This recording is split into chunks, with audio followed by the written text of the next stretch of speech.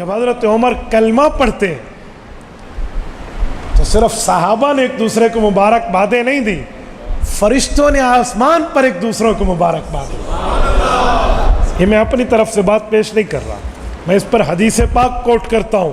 حضرت عبداللہ ابن عباس رضی اللہ عنہما راوی ہے، سنن ابن ماجہ میں امام ابن ماجہ القزوینی رحمہ اللہ روایت لائے ہیں، فرمائے لما اسلم عمر، جب حضرت عمر کلمہ پڑھ رہے تھے، نزل جبرائیل علیہ السلام، حضرت جبرائیل آسمان سے آئے، فقال یا محمد صلی اللہ علیہ وسلم، کہ یا رسول اللہ لقد استبشر اہل السماء باسلام عمر، عمر کلمہ پڑھ رہا ہے، آسمان کے فرشتے خوشی میں ایک دوسرے سے گلے مل رہے ہیں۔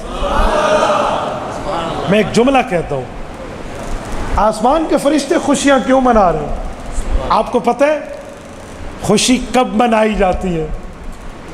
تب جب اس خوشی کا شدت سے انتظار ہوتا، نہیں سمجھے، شدت سے انتظار ہوتا ہے۔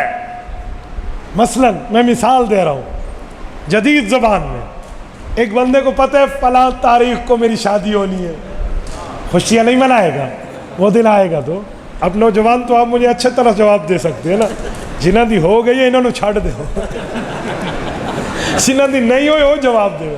خوشی ہوتی ہے بیٹا یا نہیں ہوتی؟ ہوتی ہے۔ جو خوشی انتظار میں ہوتی ہے اس کے لیے خوشیاں مبارک بادوں کی ترتیب ہوتی ہے۔ آسمان کے فرشتے حیران تھے، اور تورات میں اس عمر کا ذکر، انجیل میں اس کا ذکر، ایک ہی مٹی سے پیدائش، غیرت بھی اس میں، جنت بھی اس کے لیے، رفاقت بھی اس کے لیے، رسول اللہ کی صحابیت بھی اس کے لیے، رتبے سب اس کے لیے۔ یہ کفار کے لشکر میں کیوں بیٹھا ہے؟ یہ خطاب کا بیٹا وہاں کیوں؟ اسے تو یہاں ہونا چاہیے۔ فرشتوں کے سامنے آسمان سے احکامات نازل ہوتے ہیں، جبرائیل جاتے ہوئے وہاں سے گزرتے ہیں، آتے ہوئے اوپر آتے ہیں، فرشتے دیکھتے ہیں جبرائیل جا رہا، احکامات لے کر پہنچ رہا، پر عمر ابھی تک دائرہ ایمان میں نہیں آ رہا۔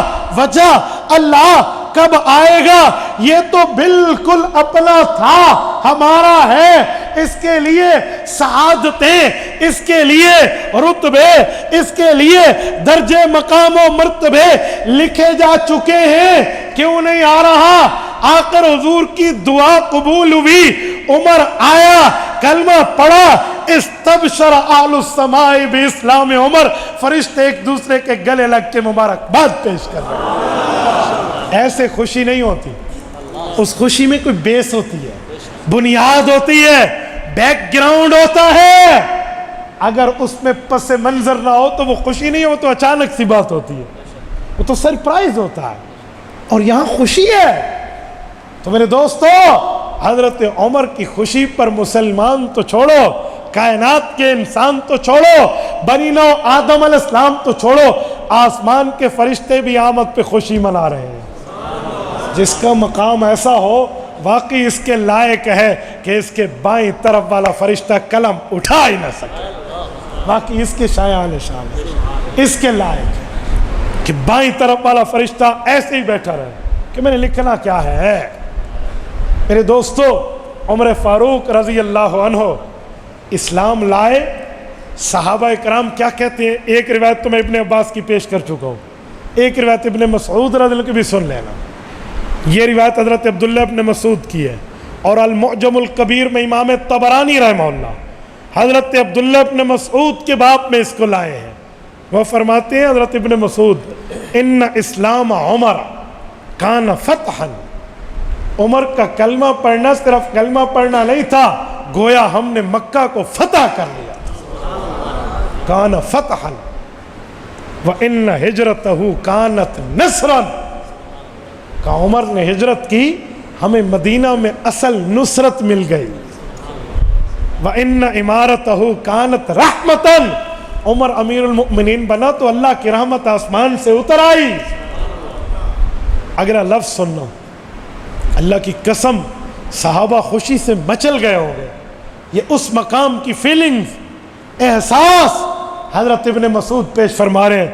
کہا واللہ ما استطعنا ان نصلی عند الکعبۃ ظاہرین حتی اسلم عمر. کہا اس اللہ کی قسم جو ہمارا رب ہے، ہم کعبہ میں نماز پڑھنے کی طاقت نہیں رکھتے تھے، عمر ایمان لایا اور کھلے عام نماز پڑھی. میرے دوستو اندازہ لگاؤ سیدنا عمر فاروق رضی اللہ تعالیٰ عنہ کا مقام اور مرتبہ ایمان میں لانے کے بعد کیسا رہا.